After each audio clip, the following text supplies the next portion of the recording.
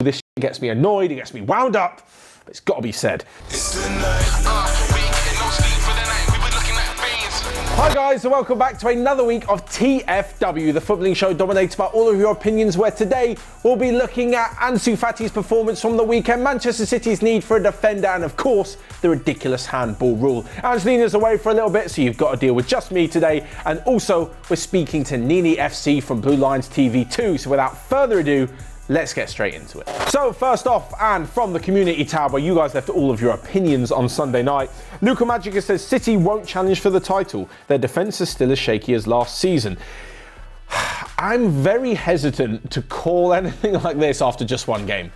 Yes, Manchester City were poor. Individually, they had some poor performances and they lost 5-2 to Leicester, but the signing of Ruben Dias is going to be absolutely massive. They were rumoured to be interested in him, as were Manchester United and a few others, for quite some time now. And it looks as though, of course, it wasn't just a knee-jerk reaction to the defeat yesterday, but Manchester City obviously knew this. Pep Guardiola obviously knew that they needed some improvements in defence, and signing Ruben Dias goes a long way to covering some of the mistakes they've got at the back, especially as it means that Nicolas Otamendi is going in the opposite direction. For me, he was never a world-class centre-half. I think Diaz is a massive, massive upgrade. Were they challenged for the title? Well, at the back end of last season, they were brilliant. Didn't they win like 5-0 3 times in a row or something like that?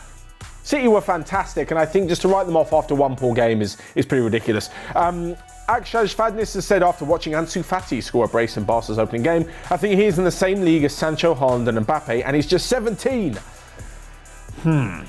There's more to this than just watching him score a brace in a game, because, I mean, it was just one game. Yes, he did very well, don't get me wrong, he had an unbelievable match. I'm not sure Fati's in the same category. The thing that always makes a difference when it comes to these brilliant, brilliant players is consistency. It's fine doing an amazing thing once or twice, but to do it consistently is what makes them so good. Like Haaland over the course of that whole season, last season, got like 44 goals. Sancho has been the top top of the scorer point list, that's goals and assists, in the Bundesliga for like 2 years in a row, I think, or something ridiculous like that.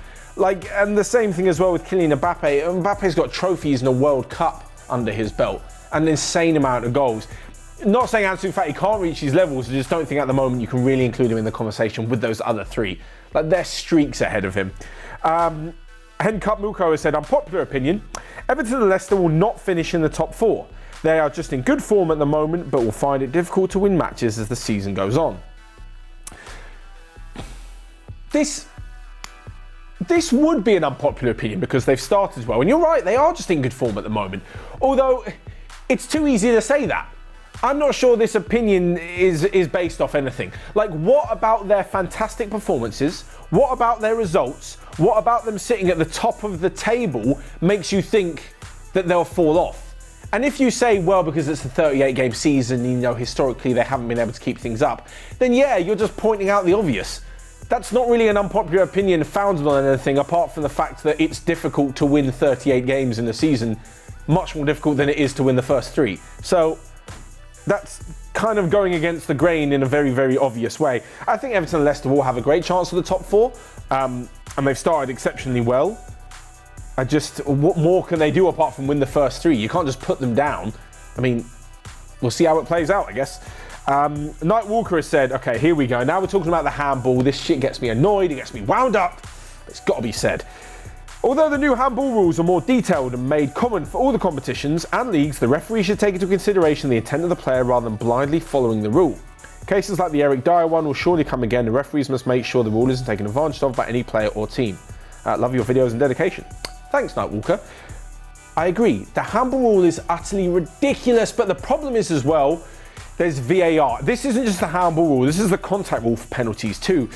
When you slow things down in VAR, it's so easy to take the rule literally. Like, you'll slow it down to one frame when there's a penalty and you'll say contact. There is contact between, I don't know, the back of someone's calf and the right knee of another player.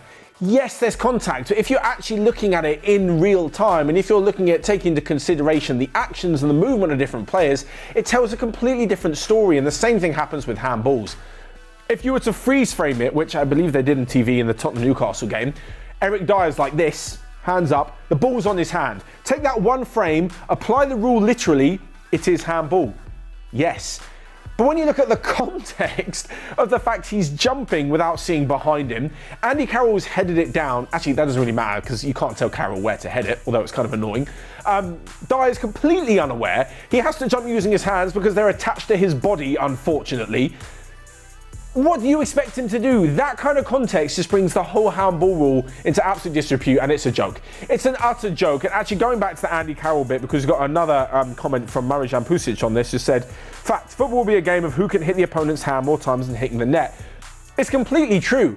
Like you saw when Carroll came on, there was about 2 minutes before the Eric Dyer handball, the exact same thing happened.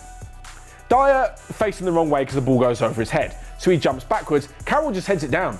You're literally going to get a guy whose sole job it is to win headers and just head it down. If you head it down enough times in a football match, it's bound to hit someone's arm and you're going to get a penalty. Is that really the kind of tactics you want to introduce to football?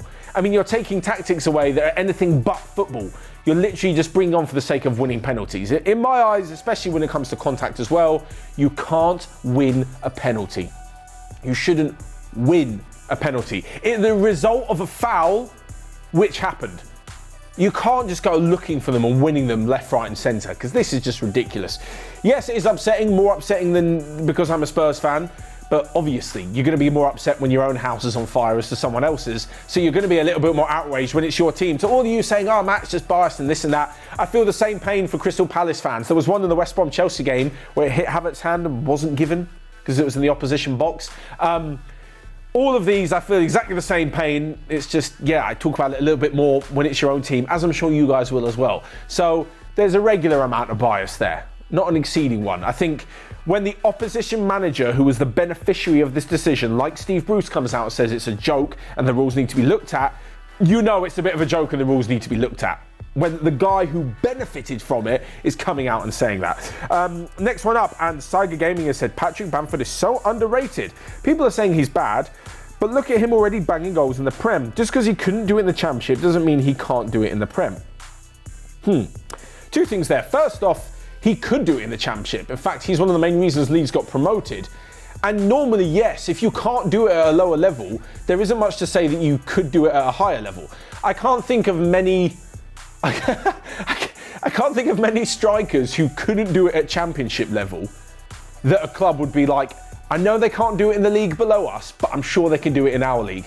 That would be a rather odd recruiting strategy. So he's underrated. He scored 3 and 3 for Leeds and an assist, a brilliant start to the season. But yeah, banging goals in is a bit of an overstatement. I would wait to see for this whole Premier League season because he has had years in the Premier League before where he's been pretty poor. Of course, he's grown up and he's 27 now, he's grown into his career. But yeah, he could do it in the Championship, specifically while Leeds are here. The next one is from Ryan Curry. He said, is Suárez and Felix a perfect partnership for the Atletico system? I think yes, far more than Diego Costa. On the face of it, both of them are strikers, right? Costa and Suárez. Both of them going to be playing up front with João Felix in that space just behind the front two, but it's the way they move that has such a massive difference on the way João Felix can play. Luis Suárez is full of energy. He's got incredible movement. He runs the channels really well. And what he does is create space for Felix. The thing is with Costa, once he moves into a space and they're looking for him as a target man, he does a lot of hard work, Costa, off the ball as well. He doesn't have as good a movement as Suárez in opening up the space. So if you're going to play the ball into Costa and then he's going to lay it back to João Felix, who's 5 yards away from him, the defenders are already going to be there because they're already expecting the ball to come to Costa. He's not moving too much, so they're going to be closer to João Felix.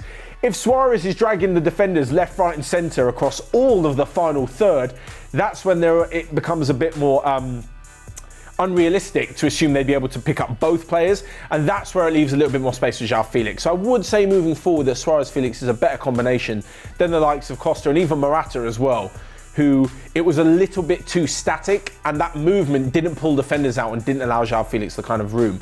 I think you can see with Suárez and Felix's goals for Atletico against Granada, both of them, certainly Suárez's second and Felix's, were the result of a lot of space being opened up.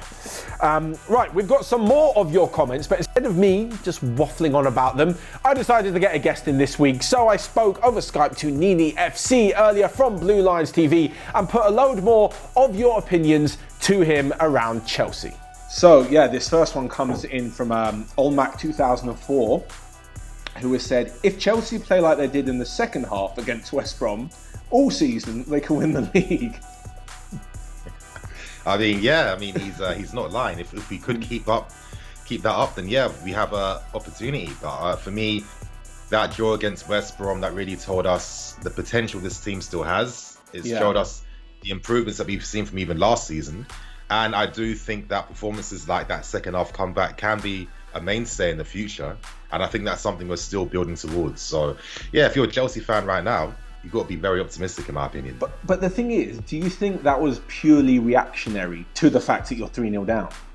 I think a combination of things. You know, in football, it's not just all the players or all the manager. It's a combination of everything. I think that when Lampard made the right subs in the second half, taking off Alonso for Aspie, bringing on Hudson-Odoi, making us a 4-3-3, that was the main difference that really brought us back into the game. We could get Mason Mount in the middle, influencing the play, and that was a banging goal, to be fair. Absolutely banging goal, absolute mazz of a goal. And of course, it was just like how quickly he took that shot too. It took like everyone by surprise. Excellent technique, and from that moment that goal went in, the West Ham players knew, okay, this is going to be a serious game now, and they couldn't obviously hold out for the lead. So yeah, I do feel like these performances will become a mainstay in the future, but we still got to work towards them now. Yeah. Interesting points there. We talk about substitutions and a few new players. Shakil Sharif has said Chelsea have disrespected Tammy Abraham by signing Werner. While Werner is better than Tammy for now, you don't mess up a player's development like that. Oh, I understand what you're saying, but I do think that we have to accept too that, you know, we're not like a Crystal Palace, even though we have a kit that looks like theirs. You know, we're a top 4 team. Yeah. And obviously to play at this level, the environment, the culture is completely different. So, you know, it would be kind of patronising of Lampard for me if he was just blindly put faith in these young players without letting them face the reality of the situation. Now, okay, if you want to make it at this level, you have to compete every day for your position. You're going to be competing against players just as good as you, even better, whatever. So how are you going to react? Are you going to react and make something happen like Tammy's shown so far? Or are you going to obviously, you know, fall within yourself and, you know, not rise to the occasion? But the thing is, you need these squads. This is what I don't understand. People seem to think that it's very black or white. Like Tammy's development has stopped and now Werner's it. Like, there's so many competitions. You need a squad. You need everyone to play a role. Like, think about it. If you just had Werner, you wouldn't have had Abraham to, you know, be an option and then bag fucking equaliser in the last minute. Yeah. It would not have happened. We wouldn't have got the Havertz wouldn't have got his hat-trick just a few days back too. So yeah, I think we have to understand that it's not as black and white. By now, for me, sometimes I think how people not understood this yet, because over the past few years, you know, where especially a couple like us, we're constantly in the papers. By now, something has to sink in, you know. But yeah, you know, Tammy's going to be fine. As we've seen, you know, he's rising to the occasion. He's making things happen. He's still showing that he's willing to do something for the team, and he's showing his influence. So that's going to be the case for all these young guys, and even for our new signings too. Let's not pretend that they're guaranteed first team spots, even if they play poorly. Under Lampard, that won't happen. So, you know, it's just healthy competition. So from players in to players out, this is an interesting one that's doing the rounds, but Arjun Chowdhury has said Kante doesn't suit a team that wants to dominate possession right now. I mean, that's a bit funny because under Sarri, we kind of dominate possession nearly every week. Kante was playing a lot higher up. So I don't agree with that. I do think that with Kante, you know, speaking about black and white opinions, he's one of those players that's just like typecast, and he'll only ever be a guy that wins tackles and runs really hard. Which is a shame, because if you look at the other parts of his game, that's when you realise, oh, this is why he's a world-class midfield player. It's not because he can tackle world-class. You know what I mean? So, you know, I think Kante, Lampard, he's stressed for a very long time. He has plans for Kante. Kante is important for this team. And of course, Kante is. Like, he's a guy that wins the ball high up. He's a guy that will stop the counter-attack by tracking one of the runners out wide. He's a guy that's going to intercept the danger in the middle. So that's my opinion on that. The thing is, I think he gets marked out for those defensive qualities, because Chelsea, in my opinion, have got midfielders who can do other bits better. Like, when I see Kante taking the ball forward, I think that's all good, but surely like Kovacic should be doing that. Or if Kante's scoring from the edge of the box, I'm like, isn't that Havertz? thing. Yeah, but I think that's the beauty of Kante, because in those moments where you don't expect that quality, I mean, he has it and he can do it. So I think that's why he becomes an even more interesting player, because essentially he can kind of play anywhere in midfields. Man, I feel like that could be a biography, The Beauty of Kante. That title, that's got like a real ring to it. Man, suggest it, tweet him. Suggest it to him. Of course. Kante needs to get some more respect in this game, but yeah.